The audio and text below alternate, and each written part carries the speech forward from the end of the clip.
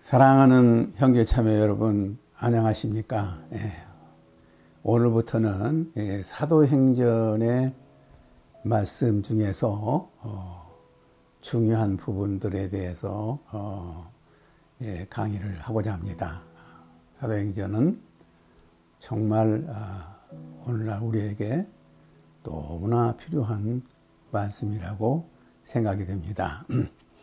오늘은 사도행전 강의 서론으로 하나님 나라의 비전과 예수의 증인이라는 제목으로 말씀을 드리고자 합니다.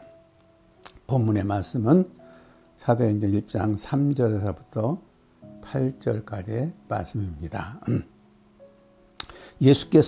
예수님께서 부활하신 후 확실한 많은 증거로 친히 살아계심을 나타내사 40일 동안 그들에게 보이시며 하나님 나라의 일을 말씀하셨다고 했습니다. 그리고 하나님 나라의 일을 이루기 위하여 성령을 기다리라고 하셨습니다. 성령이 임하시게 되면은 권능을 받고 예루살렘과 온 유대와 사마리아와 땅끝까지 이르러 내 증인, my witness, 예수님의 증인이 되리라고 말씀하셨습니다. 여기서 우리는 첫째로 그리스도인이 가져야 할 비전은 무엇인가? 둘째, 어떤 사람이 그 비전을 가질 수가 있는가?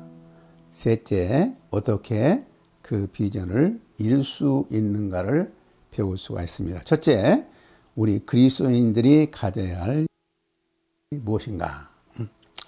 하나님의 나라는 예수님의 공생애의 메시지의 요지였으며 그의 제자들에게도 명령하신 중심 메시지였습니다.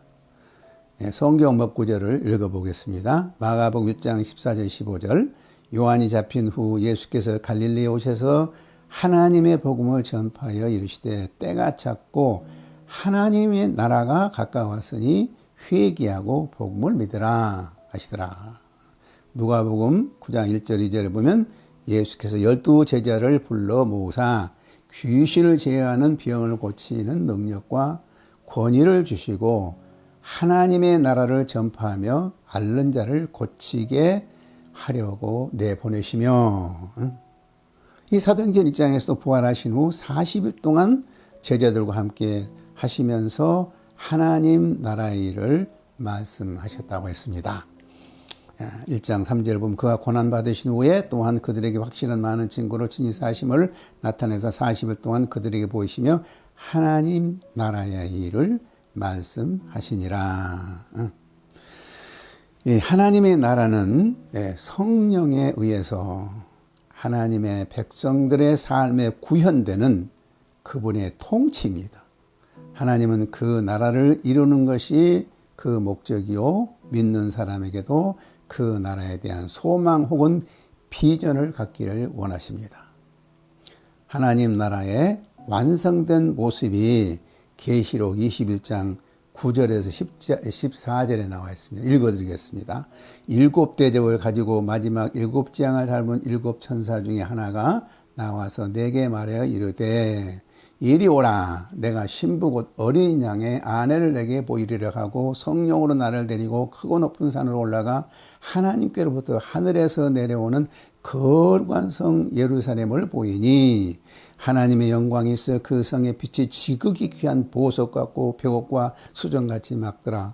크고 높은 성곽이 있고 12문이 있는데 문에 12 천사가 있고 그 문들 위에 이름이 있었으니 이스라엘 자손 12지파의 이름들이라. 동쪽에 세 문, 북쪽에 세 문, 남쪽에 세 문, 서쪽에 세 문이니 그 성의 성곽에는 12 기초석이 있고 그 위에 어린 양의 12 사도의 이름이 있더라. 천사가 요한에게 보여준 그 하늘에서 내려온 참 교회의 비전은 12지파와 12 제자의 공동체가 너무나 아름답게 깨어질 수 없는 견고하게 결합된 모습이 인 것입니다.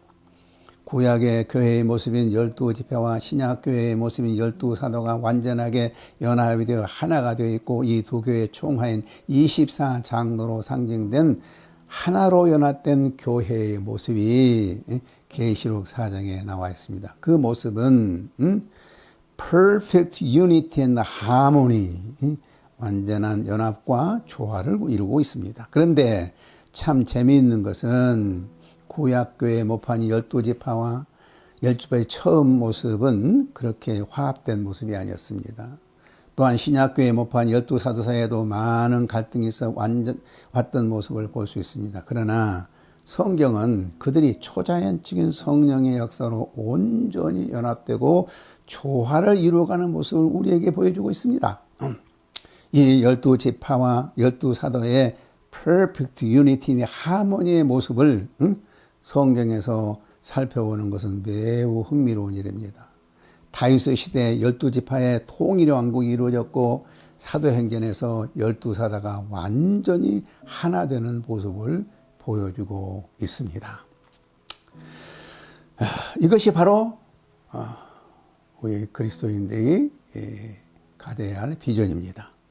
둘째는 어떤 사람이 이와 같은 비전을 가질 수가 있는가? 많은 그리스도인들이 이런 비전을 가진 것은 아닙니다. 이것은 슬픈 일입니다. 성경은 꿈이 없는 백성은 망한다고 했습니다. 꿈이 있을 때 불가능을 도전하여 큰 일을 할 수 있습니다. 위대한 인생을 사는 사람들, 꿈이 있는 사람들입니다. 우리도 한양유관을 개척할 때 한양대학이 캠브리지, 옥스퍼드, 하버드, 예일보다도 예일과 같은 대학이 되게 하소서 하는 꿈을 가졌을 때 얼마나 열심히 주님을 섬겼습니까? 이와 같은 꿈이 있었기에 돌맞이 거룩망 운동으로 개척 1년 만에 회관 건물을 사는 기적이 일어났고, 4명의 고시반 형제들이 신앙을 지키기 위하여 학교에 준 학비, 숙식비, 거액의 생활비까지도 포기한 소위 고시반 퇴반 사건이 일어난 것입니다. 그러나 우리의 진정한 꿈은 그보다는 훨씬 차원이 높은 꿈입니다. 꿈이 크면 클수록 우리의 삶은 더욱 능력이 넘치고 불가능을 도전하는 도전정신을 갖게 된 것입니다. 그러면 어떤 사람이 그와 같은 큰 꿈을 가질 수 있습니까? 4절 5절 보면, 사도와 함께 모이사 그들에게 분부하여 이르시되 예루살렘을 떠나지 말고 내게서 들은 바 아버지의 약속하시는 기다리라. 요한은 물로 세례를 베풀었으나 너희는 몇 날이 못되어 성령으로 세례를 받으리라 하셨니라. 예수님은 성령을 받게 될 때 그 꿈을 가질 수 있고 그 꿈을 이룰 수 있다고 말씀하셨습니다. 하나님 나라의 개념 속에는 영적인 특성이 있습니다. 영적인 개념 속에는 능력이 있습니다. 그 능력은 인간 나라의 능력과 다릅니다. 그러나 제자들은 아직 하나님 나라에 대한 이해가 부족했습니다. 그래서 제자들의 반응은 주께서 이스라엘 나라를 회복하심이 이때이니까 하고 물었습니다. 여기서 제자들의 질문에 잘못된 것을 칼빈은 이렇게 지적하고 있어요. 첫째, 회복하다는 동사는 정치적이고 영토를 지닌 하나님 나라로 잘못 이해를 했고, 둘째로 하나님 나라를 이스라엘이라는 민족적인 나라로 잘못 이해를 했고, 세 번째로 이때라는 하나님 나라를 즉각적으로 이루어질 것으로 잘못했다는 것입니다. 아직도 성령이 임하지 않은 상태에서 제자들은 이 같은 하나님 나라의 비전을 이해할 수가 없었습니다. 사도행전 2장 17절에 하나님은 말씀하시기를 말세 내가 내 영을 모든 육체에 부어주리니 너희의 자녀들은 예언할 것이요 너희의 젊은이들은 환상을 보고 너희의 늙어지는 꿈을 꾸리라. 꿈이란 젊은이만이 소유할 수 있는 전유물이 아닙니다. 젊은이도 꿈이 없는 사람이 많이 있고, 늙은이도 젊은이 못지않게 꿈을 꾼 사람 꾸고, 꿈을 가지고 사는 사람이 많이 있습니다. 이기적인 사람, 현실에만 만족을 찾고 사는 사람들은 꿈이 없습니다. 또한 인간적인 사고를 가지고 현실을 바라보는 사람은 꿈을 가질 수가 없습니다. 성령의 충만을 받아야 꿈을 가질 수가 있습니다. 아브라함, 요셉, 모세, 다윗, 사도들, 바울 같은 사람들은 얼마나 꿈이 큰 사람들이었습니까? 그들이 그와 같은 꿈을 가질 수 있었던 것은 언제나 하나님만을 바라보며 살았기 때문입니다. 그들은 항상 하나님으로 그 영혼이 가득 차 있었던 사람들이었습니다. 이기적인 자기 만족을 위하여 사는 육적인 생각으로 가득 차 있는 사람은 하나님 나라의 꿈을 가질 수가 없습니다. 육의 생각은 사망이요 영의 생각은 생명과 평안이라고 했습니다. 육을 죽이고 성령 충만하여 큰 꿈을 가지고 살아보십시오. 당신의 삶은 180도 다른 인생이 될 것입니다. 어떻게 우리는 이 비전을 이룰 수가 있는가?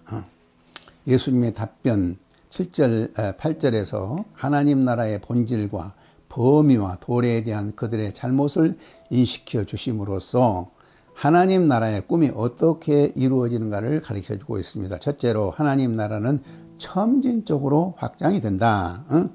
이르시되 때와 기한은 아버지께서 자기의 권한에 두시니 너희가 알 바 아니요.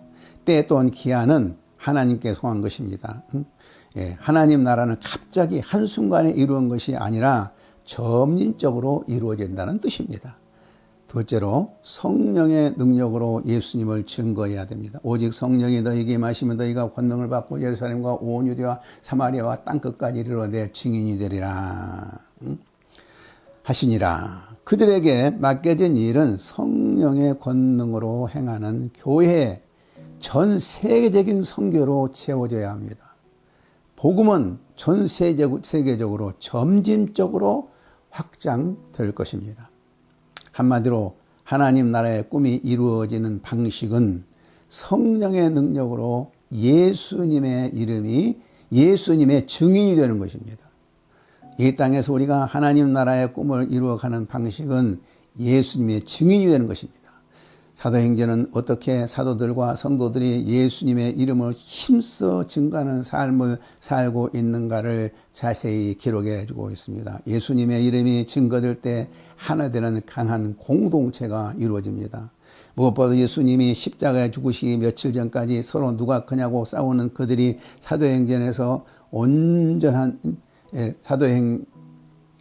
사도행전에서 서로 온전히 한마음 한뜻이 되어 하나님 나라의 일을 감당하고 있습니다.